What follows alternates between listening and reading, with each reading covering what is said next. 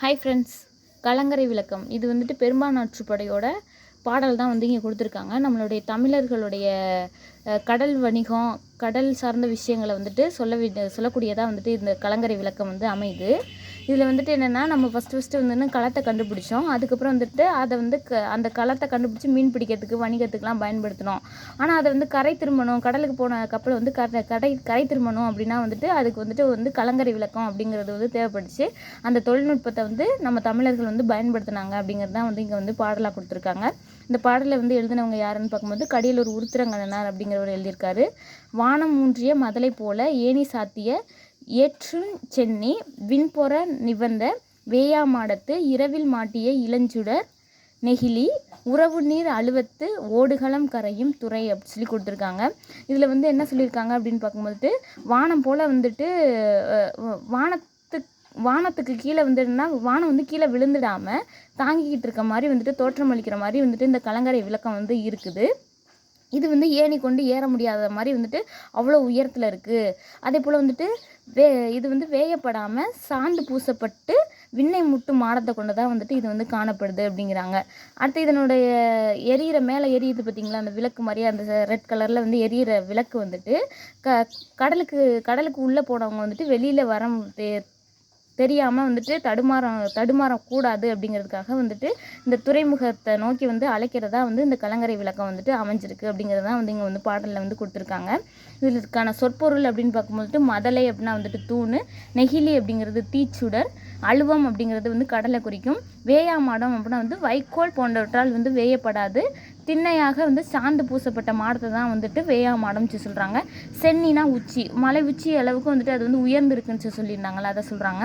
அடுத்து வந்து உறவு நீர் அப்படின்னா வந்து பெரும் நீர்ப்பரப்பு, அந்த நீர்ப்பரப்புலேருந்து வெளில வர்றதை சொல்கிறாங்க. கரையும்னா அழைக்கும். அந்த கலங்கரை விளக்கம் வந்துட்டு இந்த சைடு நோக்கி வந்தீங்கன்னா நீங்கள் துறைமுகத்தை வந்து அடைஞ்சிடலாம் அப்படிங்கிறத வந்து சொல்கிற மாதிரி வந்து இருக்குது அப்படின்னு சொல்லியிருக்காங்க.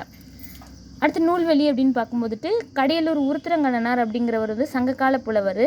இவர் வந்து கடியலூர் அப்படிங்கிற ஊரில் பிறந்தவர். 10 பாட்டில் வந்துட்டு இவர் வந்து 2 நூல்களை வந்து இயற்றியிருக்காரு. எது அப்படின்னு பார்க்கும்போது பெரும்பானாற்றுப்படையும் பட்டினப்பாலையும் வந்துட்டு இவர் வந்து இயற்றியிருக்காரு. அதில் வந்து பெரும்பானாற்றுப்படையோட பாடல் தான் வந்து இங்கே வந்து கொடுத்துருக்காங்க. 346 to 351 இந்த லைன்ஸை வந்து இங்கே கொடுத்துருக்காங்க.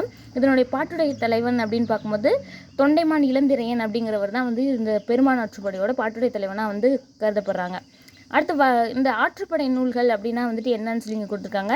வள்ளல் ஒருவரிடம் பரிசு பெற்று திரும்பும் புலவர், பாணர் போன்றோர் அந்த வள்ளலிடம் சென்று பரிசு பெற பிறருக்கு வழிகாட்டுவதாக வந்து அமைகிறதா வந்து ஆற்றுப்படை நூல் அப்படின்னு சொல்லப்படுது அப்படிங்கிறாங்க. அடுத்து இங்கே வந்துட்டு ஒரு பாக்ஸ் தெரிந்து கொள்ளும் சொல்லி கொடுத்துருக்காங்க. 10 பாட்டு நூல்கள் வந்துட்டு கொடுத்துருக்காங்க. அதில் ஆற்றுப்படை நூல்கள் வந்துட்டு 5. அது என்னென்ன அப்படின்னு பார்க்கும்போது திருமுருக ஆற்றுப்படை, பொருணர் ஆற்றுப்படை, பெரும்பான் ஆற்றுப்படை, சிறுபான் ஆற்றுப்படை, மலைப்படுகடாம் வரும். மலைப்படுகடாம வந்து கூத்தர் ஆற்றுப்படை அப்படின்னு சொல்லுவோம். அதோட சேர்த்து வந்துட்டு 5. மீதி 5 வந்துட்டு மிச்ச பாடல்கள் வந்து கொடுத்துருக்காங்க. முல்லைப்பாட்டு, மதுரை காஞ்சி, நெடுநெல்வாடை, குறிஞ்சிப்பாட்டு, பட்டினப்பாலை அப்படிங்கிறது. இப்போ இந்த முல்லைப்பாட்டு அப்படின்னு பார்க்கும்போது இதனுடைய அடிகள்னு பார்க்கும்போது 317 அடி கொண்டது. இதை வந்து நக்கீரர் அப்படிங்கிறவர் வந்துட்டு இயற்றியிருப்பார்.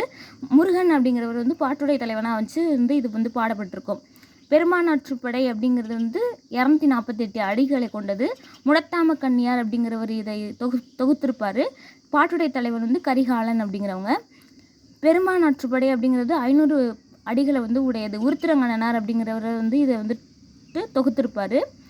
இதனுடைய பாட்டுடைய தலைவன் பார்க்கும்போது தொண்டைமான் இளந்திரையன் அப்படிங்கிறவர் பாட்டுடைய தலைவன். நம்ம கூட இங்கே வந்துட்டு முன்னாடியே பார்த்துருந்தோம். அடுத்து சிறுபானாற்றுப்படை அப்படிங்கிறது வந்து எத்தனை அடின்னு பார்க்கும்போது 269 அடிகளை கொண்டது. நத்தத்தனார் அப்படிங்கிறவர் இதை இயற்றியிருக்காரு. நல்லியக்கோடான்கிறவரை பாட்டுடைய தலைவனாக கொண்டு இயற்றப்பட்டிருக்கு. முல்லைப்பாட்டை வந்து என்னன்னா நெஞ்சாற்றுப்படைன்னு சொல்லுவாங்க. இது வந்து 103 அடிகளை கொண்டது. நப்பூதனார் வந்துட்டு இதை வந்து இயற்றியிருக்காரு. நெடுஞ்செழியன் அப்படிங்கிறவரை பாட்டுடைய தலைவனாக கொண்டு வந்து இயற்றப்பட்டிருக்கு.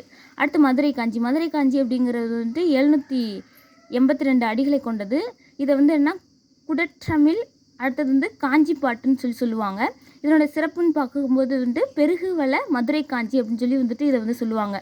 இதை வந்து இயற்றினவர் அப்படின்னு பார்க்கும்போது மாங்குடி மருதனார். இதனுடைய பாட்டுடைய தலைவன் நெடுஞ்செழியன் அப்படிங்கிறவர் வந்துட்டு பாட்டுடைய தலைவனாக வந்துட்டு இருக்கார். இதுதான் வந்துட்டு ஒரு புறநூலாக வந்து கருதப்படுது. அடுத்து நெடுநெல்வாடை, இது வந்துட்டு 188 அடிகளை கொண்டது. நக்கீரனார் வந்து இயற்றியிருக்காரு. பாண்டிய நெடுஞ்செழியனை வந்து பாட்டுடைய தலைவனாக வந்து கொண்டு வந்து பாடப்பட்டதாக கருதப்படுது. அடுத்து குறிஞ்சி பாட்டு அப்படிங்கிறது 261 அடிகளை கொண்டது. பெருங்குறிஞ்சி அப்படின்னு சொல்லி வந்துட்டு இதை வந்துட்டு சிறப்பாக சொல்லுவாங்க. இதை கபிலர் வந்துட்டு தொகுத்திருக்காரு. அடுத்து வந்துட்டு என்ன, பிரகத்தனுக்கு தமிழின் பெருமையை வந்து உணர்த்துறதா வந்துட்டு இந்த குறிஞ்சிப்பாட்டு அப்படிங்கிறது வந்து இடம்பெற்றிருக்கு.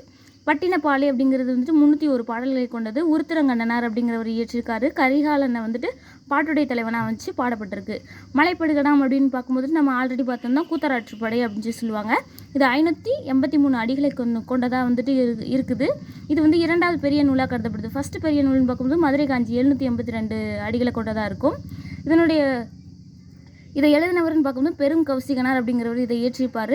நன்னன் அப்படிங்கிறவரை பாட்டுடைய தலைவனாக கொண்டு வந்து இது வந்து இயற்றப்பட்டிருக்கும் அப்படின்னு சொல்லியிருக்காங்க. இதெல்லாம் வந்து என்ன 10 பாட்டு நூல்களாக கருதப்படுது. இதனுடைய பாயிண்ட்ஸ்ன்னு சொல்லிட்டு நம்ம பார்த்தோம். அடுத்து 1 மார்க்கு. வேயாமாடம் எனப்படுவது என்ன, சாந்தினால் பூசப்பட்டது அப்படின்னு சொல்லியிருக்காங்க. அடுத்து உறவு நீர் அலுவம்னு சொல்லியிருக்காங்க. அலுவம்னா வந்து என்னன்னு பார்த்தோம்னா கடல்னு பார்த்தோம். அதனுடைய பொருள் கடலில் வந்து துறைமுகம் அறியாமல் வந்து கலங்குறது எது அப்படின்னு பார்க்கும்போது மரக்கலன்கள் தான் வந்து கலங்கும். அப்போதைக்கு வந்துட்டு அது வந்து அழைச்சி அந்த துறைமுக நோக்கி அழைக்கக்கூடியதாக கலங்கரை விளக்கம் வந்து அமையும்.